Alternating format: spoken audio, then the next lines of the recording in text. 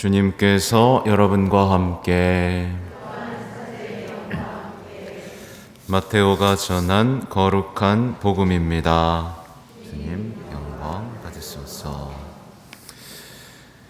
예수님께서는 헤로데 임금 때에 유다 베들레헴에서 태어나셨다. 그러자 동방에서 박사들이 예루살렘에 와서 유다인들의 임금으로 태어나신 분이 어디 계십니까? 우리는 동방에서 그분의 별을 보고 그분께 경배하러 왔습니다 하고 말하였다. 이 말을 듣고 헤로데 임금을 비롯하여 온 예루살렘이 깜짝 놀랐다. 헤로데는 백성의 수석 사제들과 율법학자들을 모두 모아놓고 메시아가 태어날 곳이 어디인지 물어보았다. 그들이 헤로데에게 말하였다. 유다 베들레헴입니다. 사실 예언자가 이렇게 기록해 놓았습니다. 유다 땅 베들레헴아, 너는 유다의 주요 고을 가운데 결코 가장 작은 고을이 아니다. 너에게서 통치자가 나와 내 백성 이스라엘을 보살피리라. 그때 헤로데는 박사들을 몰래 불러 별이 나타난 시간을 정확히 알아내고서는 그들을 베들레헴으로 보내면서 말하였다. 가서 그 아기에 관하여 잘 알아보시오. 그리고 그 아기를 찾거든 나에게 알려주시오. 나도 가서 경배하겠소. 그들은 임금의 말을 듣고 길을 떠났다. 그러자 동방에서 본 별이 그들을 앞서가다가 아기가 있는 곳 위에 이르러 멈추었다. 그들은 그 별을 보고 더없이 기뻐하였다. 그리고 그 집에 들어가 어머니 마리아와 함께 있는 아기를 보고 땅에 엎드려 경배하였다. 또 보물상자를 열고 아기에게 황금과 유향과 모략을 예물로 드렸다. 그들은 꿈에 헤로데에게 돌아가지 말라는 지시를 받고 다른 길로 자기 고장에 돌아갔다. 주님의 말씀입니다.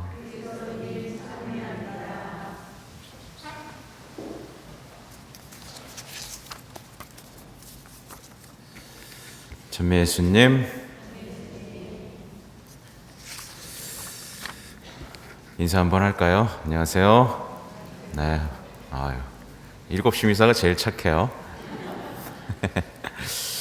어떻게 보면 이제 함께 할 수 있는 성탄 시기의 마지막 주일입니다. 이제 내일이 세례 축일이고 주님 세례 축일, 그리고 이제 연준 시기가 시작되거든요. 근데 오늘 복음에 대해서는 말씀드릴 게 대단히 많습니다. 근데 제가 6시하고 9시 때는 좀 헤로데 신앙에 대해서 얘기하면서 우리의 잘못된 신앙 부분을 좀 지적해 드렸는데 생각보다 좀 힘들어 하시더라고요. 갑자기 표정이 굳고 대답도 안 하고 오늘도 할지 모르겠는데, 하여튼 오늘 이 동방박사 묵상하기 되게 좋죠, 그죠? 한 동네에 왕이 있었는데 어처구니 없게도 이 왕들이 별 하나를 보고 떠난다고 합니다. 백성들이 어땠을까요? 뭐 저런 미친 왕이 다 있어 라고 했겠죠. 그러나 그들은 합심했고 떠났죠. 그 수없이 아름다운 밤과 별이 인도하는 그 밤을 상상해 보세요. 그리고 결국 예수님을 만난 그 밤, 그리고 자신이 소중하게 여겼던 것을 내놓고 그 만남 가운데 하룻밤을 또 잡니다. 그죠?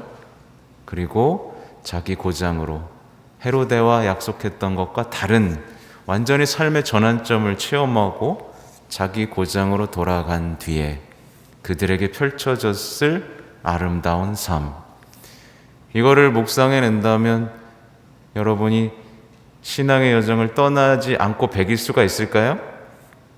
네, 여정 떠나셨어요, 근데?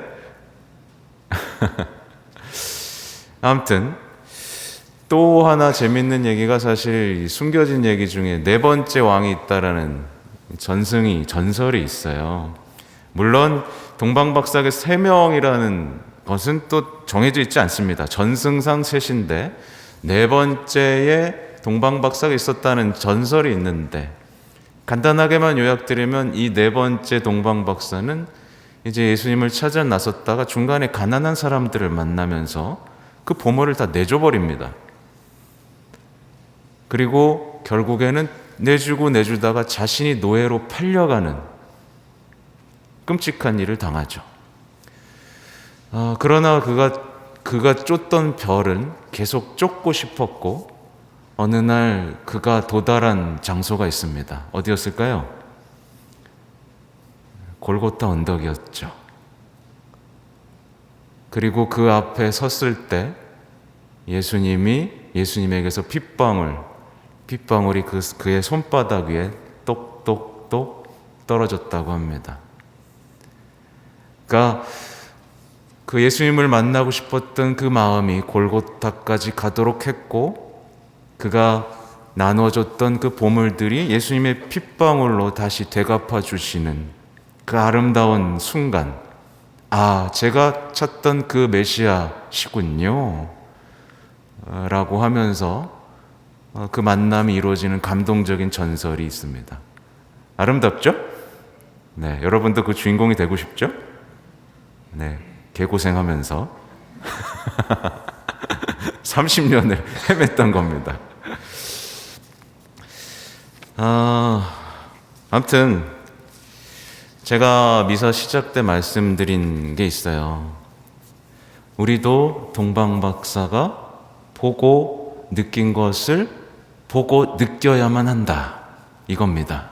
못 느끼면 우리 신앙은 시작조차 되지 못합니다. 내일이 세리축일인데 주님 세례가 나와 무슨 상관이 있습니까? 라는 질문을 할 수밖에 없어요. 여러분 생각해 보신 적 있어요? 주님 세례 받은 게 나랑 무슨 상관이지? 내가 받은 세례랑 주님이 받은 세례랑 무슨 관계가 있지? 만약에 이걸 한 번도 생각해 보지 않았다면 그 사람은 자신이 받은 세례의 의미를 모른 채 아마 신앙이 식어가고 있는 상태일 겁니다. 뻔합니다. 이 동방박사가 아기 예수님에게서 뭘 봤을까요? 우선 빛을 봤겠죠. 진리를 봤겠죠. 내 인생을 흔들어 놓는 빛을 본 겁니다. 여러분도 그렇잖아요. 여러분 인생을 살면서 자주 어둠이 나를 덮치죠. 어떻게 살아야 되지? 내 삶의 의미는 뭐지? 모든 것이 흔들릴 때 이 아기 예수님이 빛이 되어준 겁니다. 이 아기 예수님이 그 동방박사의 인생의 모든 것을 바꿔준 거예요. 여러분은 그런 체험이 있으세요? 그들은 이 아기 예수님에게서 구원하시는 구원자의 모습을 봅니다.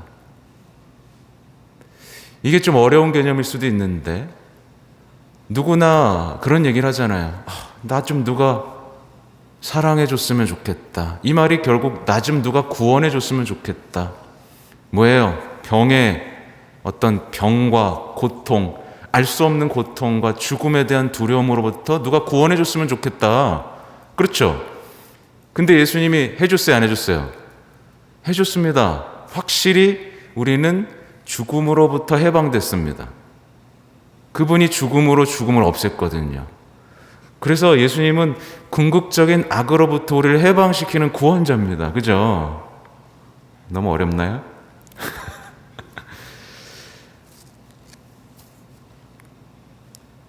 아무튼 예수님에게서 여러분도 뭔가를 발견하고 돌아가셔야 됩니다.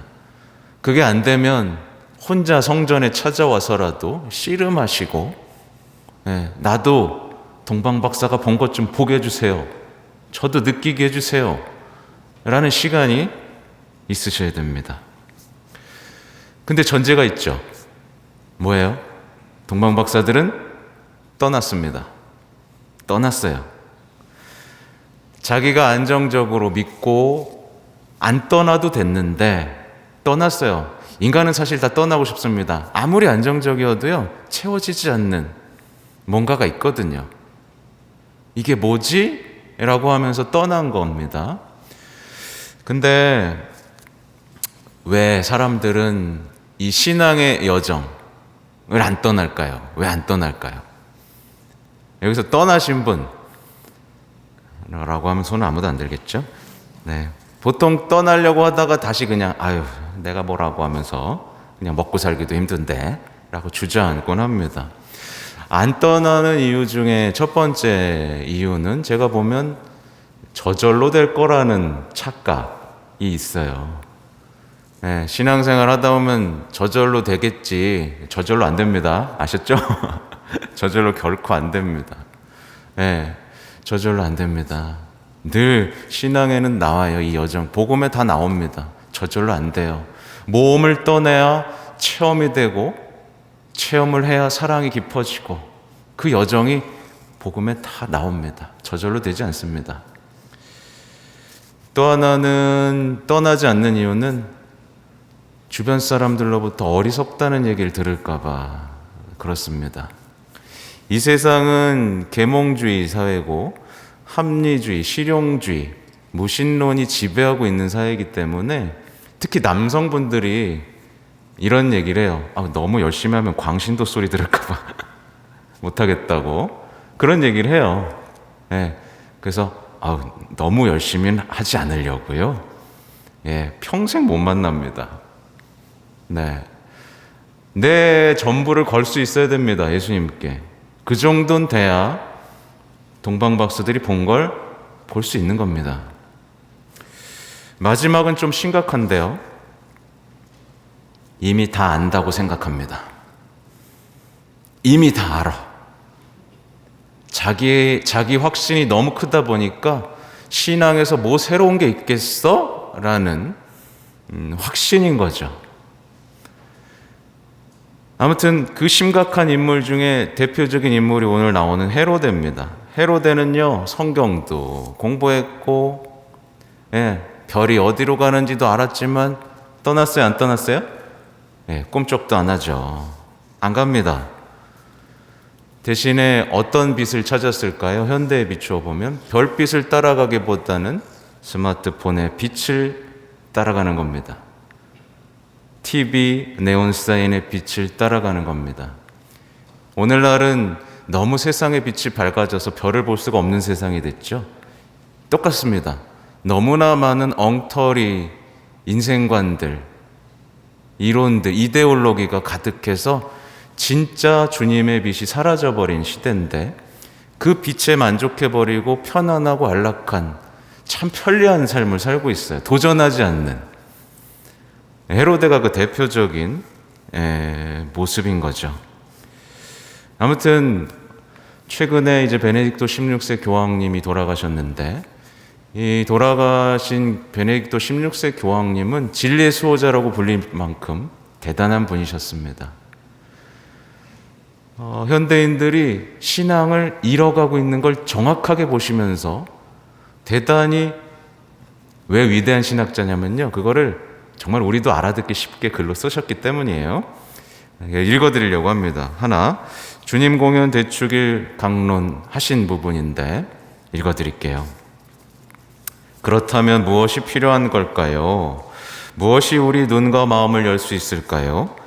반대로 길은 가리킬 수 있지만 관심이 없어 움직이지 않는 이들에게 부족한 것은 무엇일까요? 무엇보다 그들의 걸림돌은 자만과 건방진 태도가 아닐까요? 그들은 현실을 잘 파악하며 누구도 뭔가를 가르칠 수 없는 사람들입니다. 그들은 벌써 모든 것에 대해 확고한 결정을 내렸으며 다른 사람의 의견은 들으려고도 하지 않습니다. 그들은 나름대로 현실에 대한 확신이 있으며 그 확신 외에는 어떤 것도 용납하지 않습니다. 다른 말은 다 헛소리라고 여기며 살아계신 하느님의 부르심에도 요지부동합니다. 그들의 확고한 지적, 현실적인 확신은 다른 현실에 대해 무감각하게 하기에 시야는 짧고 좁아집니다. 그들은 하느님보다 자신을 더 믿습니다. 그들은 하느님이 아기가 되어 우리 가까이 오신다는 것은 있을 수도 없고 불가능하다고 믿습니다. 우리 지식은 너무나 전문화되었으며 현실을 확실하고 세밀히 알게 되었습니다. 하지만 그 때문에 우리는 오늘 피조물을 통해 우리에게 말씀하시고 성자의 신비를 통해 다가오시는 하느님을 보는, 그래서 전체를 보고 메시지를 알아듣는 능력을 상실하고 말았습니다. 우리한테는 감탄하고 놀라워하며 자신에게 해방되어 길을 걷는 능력이 필요합니다.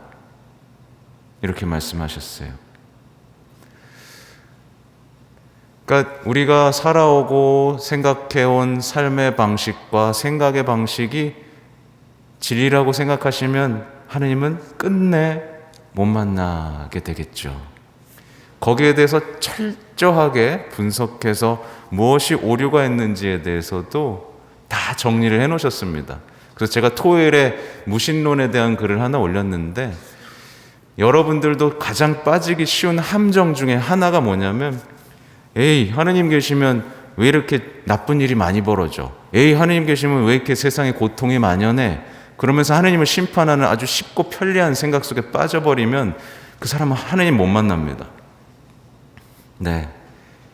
어디까지나 인간의 자유로운 의지로 만들어 놓은 것이고, 오히려 하느님은 우리가 고통받을 때 고통에 오히려 동참하시고 우리를 위해 목숨을 내어주신 분인데, 너무나 손쉽게 사람들이 말하는 에이, 하느님이 계시다면 이 세상이 왜 그래? 전쟁이 왜 일어나? 저렇게 죽어가는 사람들은 하느님 보고만 계셔? 이렇게 말해버리고 끝내버리는 거예요. 하느님을 단죄해버리는. 생각보다 많은 그리스도인들 여기에 걸려 넘어져 있어요, 안 있어요? 있어요. 고해소에 들어오시는 분들 대부분 여기 걸려 넘어져 있습니다. 하느님 평생 못 만납니다. 그렇게 되면. 우리는 하느님은 무조건 선이고 사랑이시라는 걸 전제로 기도할 수 있어야 돼요. 그러면 거기서 그 뜻, 계획, 신비가 우리에게 열리는 거거든요. 아무튼 헤로데는요, 하느님에게, 예수님께 관심은 있었지만 예수님이 자신의 것을 빼앗아 갈지도 모른다는 생각을 했어요. 실제로 우리도 신앙생활 하면서 뭐예요? 신앙생활 하면서 내 시간 뺏길까 봐 굉장히 조마조마합니다. 그래서 주일에도 내 시간 안 뺏기고 여행 가려고 하고요. 누가 봉사 좀 하자 그러면 내 여가 시간 뺏길까 봐 도망 다니죠. 왜 뒷자리에 앉을까요? 신부랑 친해지고 싶지 않아서. 신앙생활 하면서 내 걸 빼앗기지 않기 위해서, 내 삶의 주도권을 주님께 넘겨주고 싶지 않아서 끝까지 거리를 두는 신앙인들이 있어요, 없어요? 있어요. 하느님은 다 주셨는데 하느님이 뭔가를 가져간다고 생각하는 사람들이 있는 거죠. 헤로데 왕 닮았어요, 안 닮았어요? 닮았죠.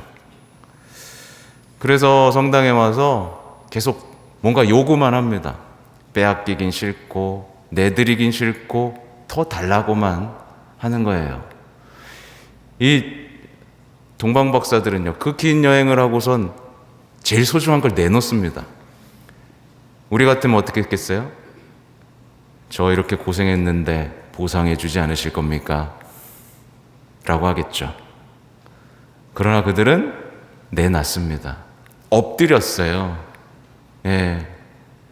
그분이 왕이시고 구원자이시고 빛이고 진리임을 인정하며 엎드렸습니다. 그리고 인생이 변한 거예요. 근데 우리는 엎드리는 거 되게 어색해하죠. 그래서 요즘 성당에 장개틀도 다 사라지고 있죠. 네, 우리는 엎드리는 겁니다. 무릎 꿇고 엎드리는 거, 그게 우리가 주님께 대한 합당한 자세라는 걸 기억하실 수 있어야 돼요. 인간은 하느님과 대등한 위치가 되면 불행해집니다. 경외심이 있어야 되고 내 전부를 내놓을 때 행복해집니다. 근데 사람들은 반대로 생각하죠. 하느님이 나를 섬겨주고 하느님이 나한테 뭔가를 주면 행복해준다라고 생각하죠. 반대입니다. 내가 경배하고 내가 다 드리면 그때서야 신앙의 신비가 열립니다. 아무튼 마지막 부분은 이제 이들이 다른 길로 집에 돌아가는 장면이에요. 이제 그들은 옛날처럼 살 수가 없습니다. 예수님을 만났거든요. 권력자와 만나는 길이 아니라, 관습이 아니라 이제 천사, 성령을 따르는 영적 식별로 살아가는 거예요. 이들은 대단히 우리 그리스도인들이 본받아야 할 삶의 방식을 갖고 있는 거죠. 대부분 사람들이 고민하고 결정하지 못하는 이유는 그가 세상을 사랑했고 관습을 사랑했고 권력에 의지했고 인간의 지식에 의지해 왔기 때문에 중요한 결정에서 헷갈리죠. 그래서 보통 어떻게 해요? 자기가 결정해놓고 하나님 이거 왜 안 도와주세요? 그러잖아요. 그렇죠? 진짜 마지막으로 묵상하고 싶은 내용은 뭐냐면 그들이 자기 고장으로 돌아간다는 겁니다. 원래 있던 자리에서 뭐가 되겠어요? 이제 모든 사람을 주님께로 이끄는 별이 되겠죠. 여러분의 역할입니다. 여러분이 돌아가시면 여러분을 보고 예수님을 사랑하도록, 예수님께 관심을 갖도록, 예수님을 찾아 떠나도록 하는 존재가 되어야 됩니다. 자신의 가정, 특히 가정에서 늘 새로운 행복을 끌어낼 수 있는 존재가 되셔야 돼요. 근데 예수님 못 만나면 어떻게 되게요? 가정이 지겨워요. 네. 맨날 보는 사람이 귀찮아요. 그리고 자기의 자리를 계속 떠나고 싶습니다. 그 현대인들이 어때요? 주말만 되면 계속 떠나죠. 한 자리 못 있어요. 어딘가를 계속 가려고 그러고 가족과 떨어져 있으려고 그러고, 그죠? 네, 잘 묵상하셔야 됩니다. 아무튼 여러분의 신앙의 여정 중에 여러분이 지금 동방박사의 얼굴을 닮아가고 있는지, 헤로데처럼 자기 확신 속에서 비참하게 자기 성에 갇혀서 살아가는 못난이 헤로데의 얼굴을 닮아가고 있는지 묵상하는 오늘 저녁이 되시면 좋겠습니다. 아멘.